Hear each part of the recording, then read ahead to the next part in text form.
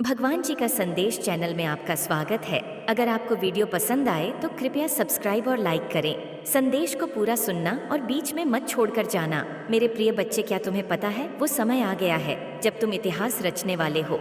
अब आध्यात्मिक ऊर्जा से परिपूर्ण समस्त परमाणु तुम्हें अपने चारों ओर से घेरे हुए हैं, जो निरंतर तुम्हारे अस्थिर मन को स्थिरता प्रदान कर लड़ने का साहस देते रहते हैं। प्रिय बच्चे, मैं जानता हूँ तुम अपने अंतर मन की पुकार को सुनना चाहते हो कि जब तुम इस कार्य को आगे बढ़ाओ। इसके लिए तुम्हें इस संदेश को खून सुनना है। इसे बीच में छोड़कर जाने की भूलना ना करना।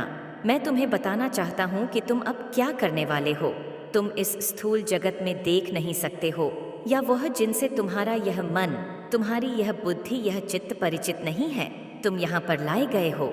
इस कलिकाल के प्रकोप में केवल वही तुम्हारे इस मार्ग का अनुसरण करेंगे जिन्होंने कई वर्ष और कठिन तपस्या की है। यह तपस्या केवल इस जन्म से नहीं है, पिछले जन्मों से ही यह चली आ रही थी। ऐसे लोग जिन्होंने धर्म का चुनाव किया था और जो आज भी धर्म को ही अपना सत्य मार्ग समझे हैं, वह तुम्हारा साथ देंगे।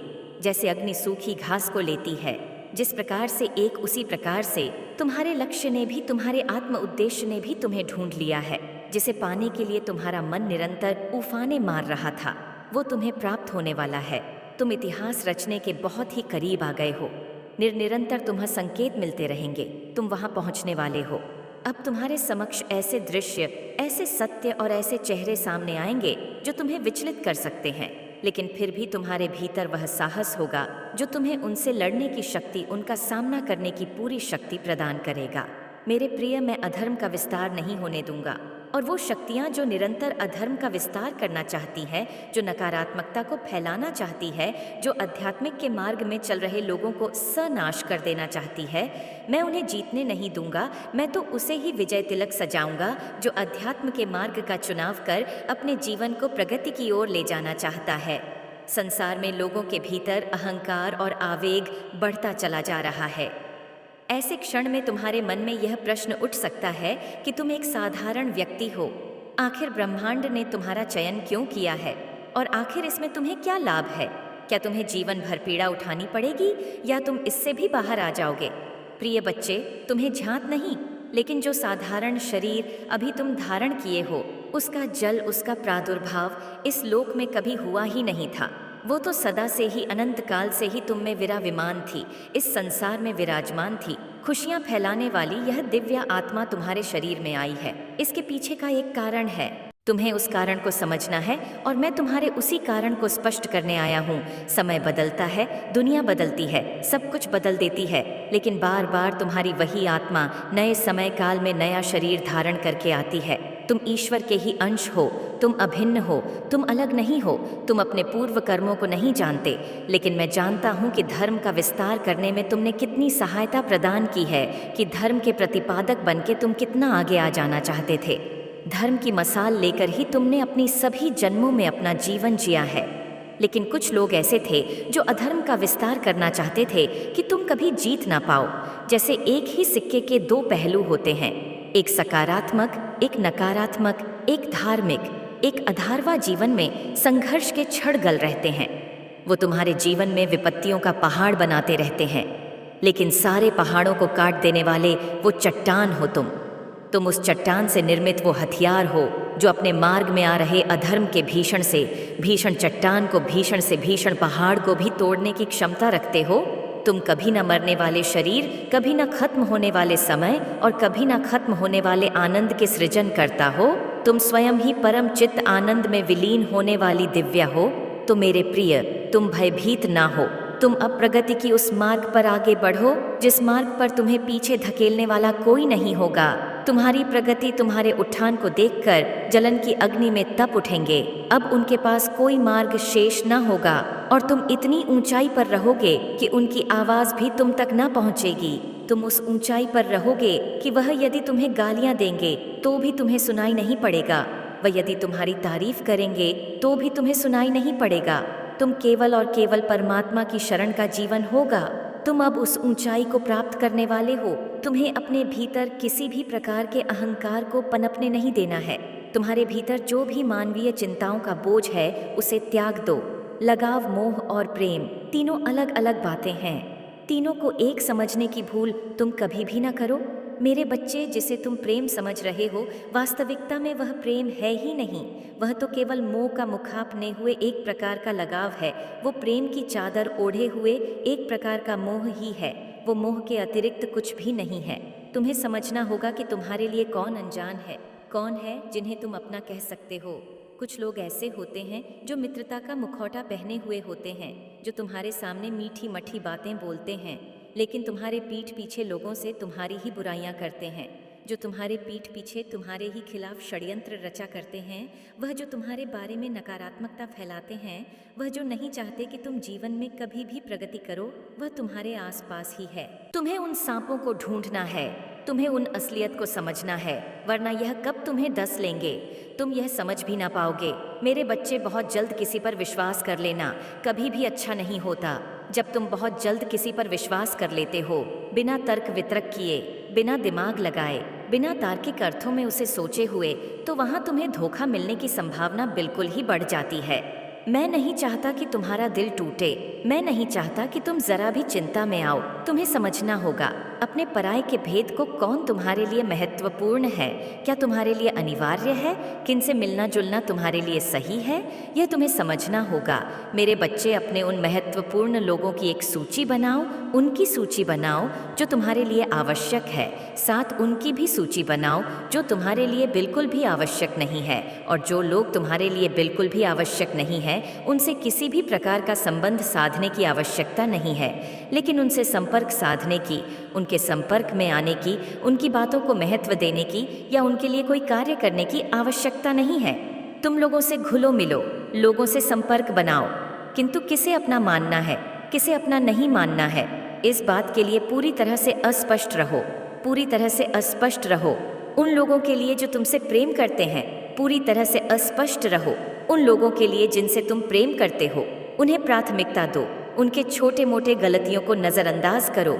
तुम उनके भावनाओं की कद्र नहीं करते और क्रिया प्रतिक्रिया के नियम के अनुसार वह भी तुम्हारी भावनाओं की कदर नहीं कर पाते, जबकि प्रकृति का नियम यह कहता है कि जिनसे तुम प्रेम करते हो या जो तुमसे प्रेम करते हो, उनकी भावनाओं का सदा ही सम्मान करना चाहिए, उनकी बातों को पूरी तन्मयता के साथ सुनना चाहिए।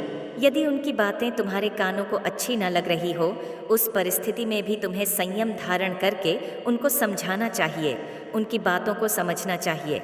हर बार इस अहंकार में नहीं होना चाहिए कि तुम ही सत्य कह रहे हो या तुम्हारी ही बात तार्किक है। तुम्हें दोनों पहलुओं से सोचना चाहिए।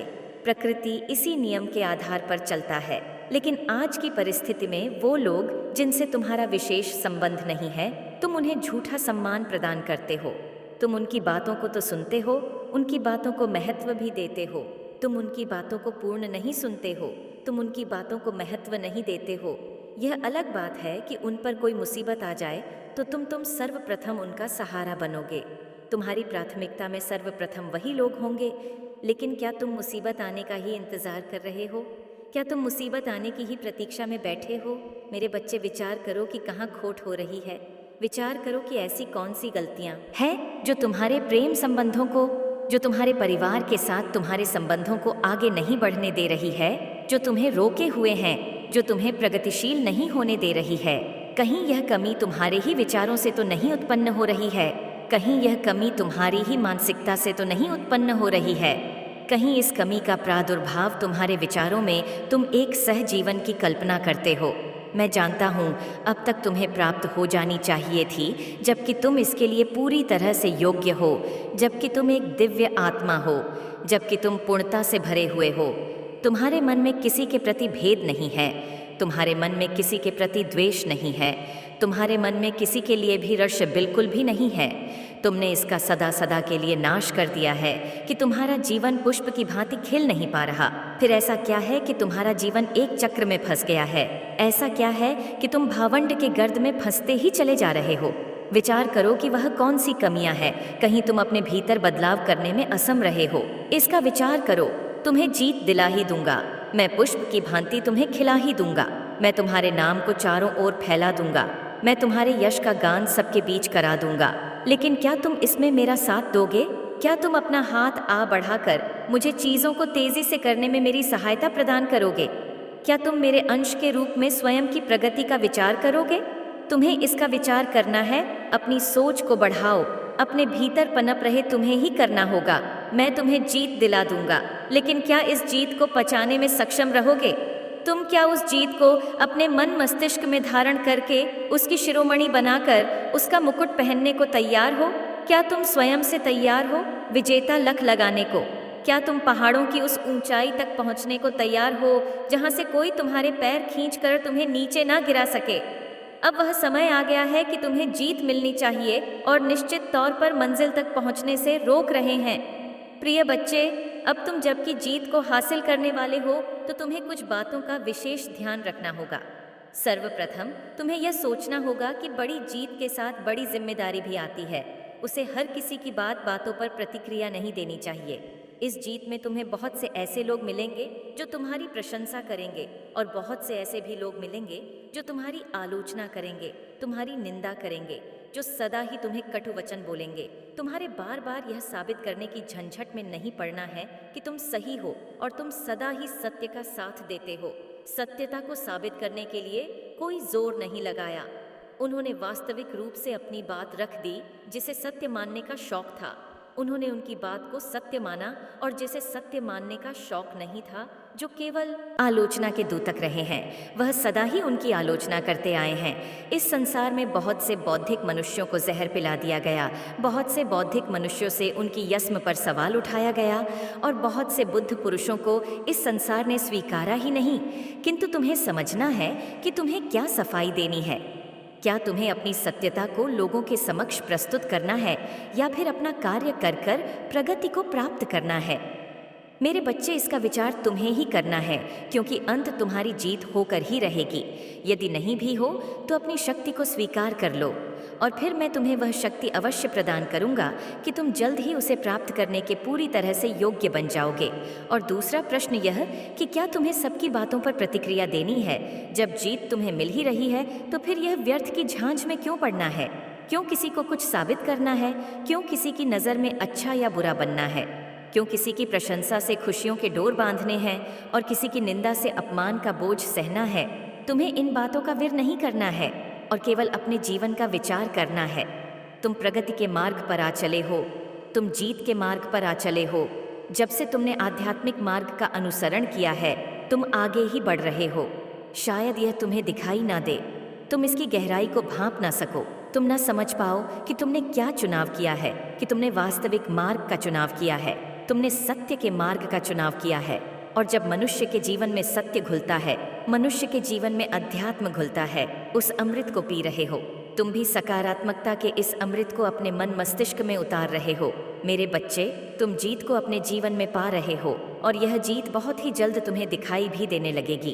इसकी पुष्टि करनी तुम्हारे लिए आवश्यक है। यह पुष्टि तुम्हारे लिए सदा ही जरूरी हो जाती है। अभी इसकी पुष्टि करो। संख्या 8888 लिखकर इसकी पुष्टि करो। साथ ही तुम्हें यह बात लिखनी है और इसके साथ ही एक बात कभी मत भूलना कि परिस्थिति चाहे जैसी भी हो, कोई तुम्हारा साथ दे या ना दे, मैं सदा तुम्हारे साथ हूँ। मैं तुम्हारा हाथ पकड़कर तुम्हें जीत की राह पर ले जाने के लिए ही आया हूँ। मैं तुम्हारे साथ हूँ। सदा सुखी रहो, तुम्हारा अच्छा होगा। जय माता रानी, जय माँ काली, हर हर महादेव।